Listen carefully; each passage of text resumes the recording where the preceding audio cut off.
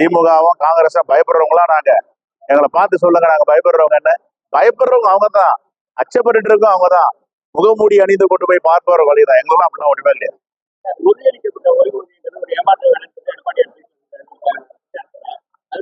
அந்த ஆசிரியர்கிட்ட போய் கேட்க சொல்லுங்க, டாக்டர் ஜியோ கிட்ட கேட்க சொல்லுங்க, அந்த சங்கங்கள் கிட்ட கேட்க சொல்லுங்க. அவங்க எல்லாம் மகிழ்ச்சியா இனிப்பு கூட்டிட்டு போறாங்க. எல்லாருக்கும் வந்து எங்களெல்லாம் பார்த்து நன்றி சொல்லிட்டு போனாங்க, எங்களுக்காக பேசணும்னுட்டு.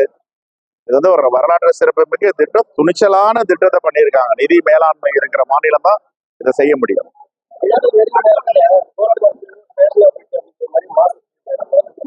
யாரு இல்ல, போராட்டம் என்பது ஒரு ஜனநாயக உரிமை.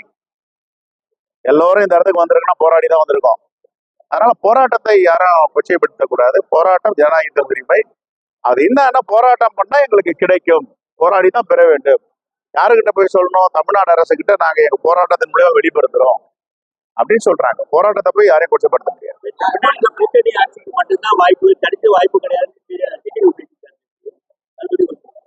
அவங்க என்ன வேணாலும் பேசுவாங்க, என்ன வேணாலும் வித்ரா பண்ணிக்குவாங்க.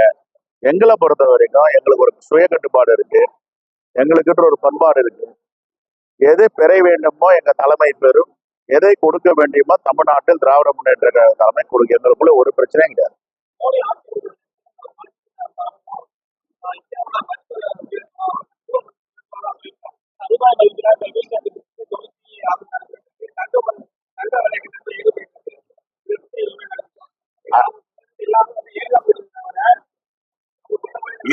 இந்திய பொருளாதாரம் அடிபாதாரத்துல போயிட்டு இருக்காங்க. ஏற்கனவே சொன்னோம், ஜிஎஸ்டி கொண்டு வராதிங்கன்னு சொன்னோம். காங்கிரஸ் நினைத்த ஜிஎஸ்டி வந்து 18 விழுக்காடு கீழே, நீங்க 40 விழுக்காடு கூட போயிட்டீங்க. உயிர் காக்கும் பொருட்களுக்கு எல்லாம் ஜிஎஸ்டி போடுறீங்க. அதே மாதிரி மாற்றுத்திறனாளிகளுடைய பொருட்கள் வாங்கணும்னா ஜிஎஸ்டி போடுறீங்கன்னு பல முறை சொன்னோம். வேளாண்மை பொருட்களுக்கு ஜிஎஸ்டி போடக்கூடாது. ஆனா இவங்க 40 விழுக்காடு ஜிஎஸ்டி போட்டாங்க. 5-6 வருடங்களுக்கு பிறகு நானூதியம் பிறந்துருச்சு. ஓஹோ, இது என்ன, இது எக்கனாமிக் ரொம்ப ஃபால் டவுன் ஆகுது, எக்கனாமி கீழே போயிட்டே இருக்கு. அப்போ உலகத்தில் உள்ள நிதித்துறையை சார்ந்த ஆழ்வறிஞர்கள்லாம் என்ன சொன்னாங்க? இன்னும் ஒரு 5 ஆண்டுகள்ல இந்தியா மிகப்பெரிய கடுமையான கஷ்டங்களை சந்திக்க அந்த ஜிஎஸ்டி மூலியமா. பணப்புழக்கமே கிடையாது யாருக்கிட்டையுமே, வரியா எடுத்துடுறாங்க ஜிஎஸ்டியா. அப்ப நானூதியம் பொறுத்து காங்கிரஸ் சொன்னது ஞாபகம் வந்துட்டு 18 விழுக்காடுக்கு மேல நாங்க தாண்ட மாட்டோம், குறைக்கிறோம்னு குறைச்சாங்க. அப்போ இவ்வளவு 5 ஆண்டுகளுக்கு மேல மக்கள் மேல சுமத்தப்பட்ட வரி சுமை, அதுல இருந்து மீள முடியுமா மக்கள்? இப்ப அவங்களதான் கேள்வி, அவங்களதான் பதில். இது நீங்களும் நாங்களும் கேட்கவே வேண்டாம். எதுக்காக 40 விழுக்காடு வரைக்கும் ஜிஎஸ்டி கொண்டு போனீங்க? எப்போ உலகத்தில் உள்ள எக்கனாமிஸ்ட் எல்லாம் சொன்ன பேரை குறைக்கிறீங்க?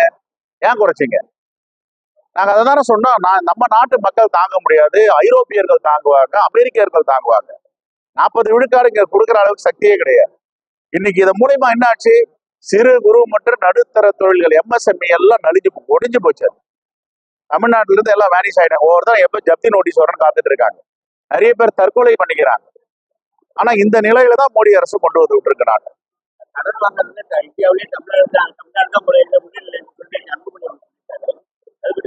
அவருக்கு யாருன்னா கடன் கொடுப்பாங்களா? அன்புமணிக்கு யாருன்னா கடன் கொடுப்பாங்களா? எனக்கும் உங்களுக்கு கடன் கொடுப்பாங்களா? சிபில் ஸ்கோர் பார்ப்பாங்க.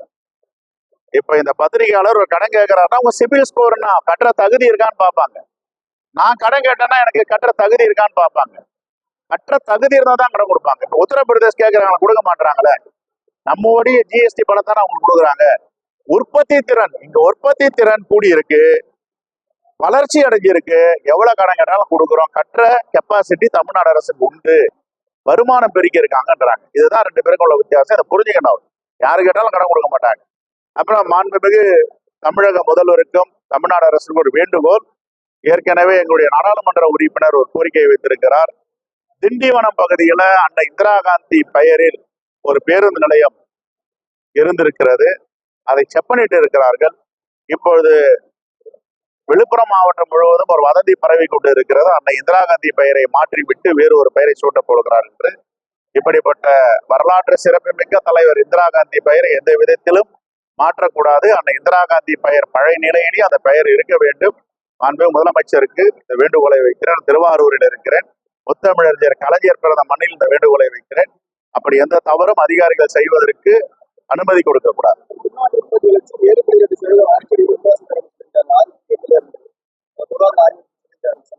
அந்த வளர்ச்சிக்கு உதவிகரமா இருக்கிறது தமிழ்நாடு அரசு தான்.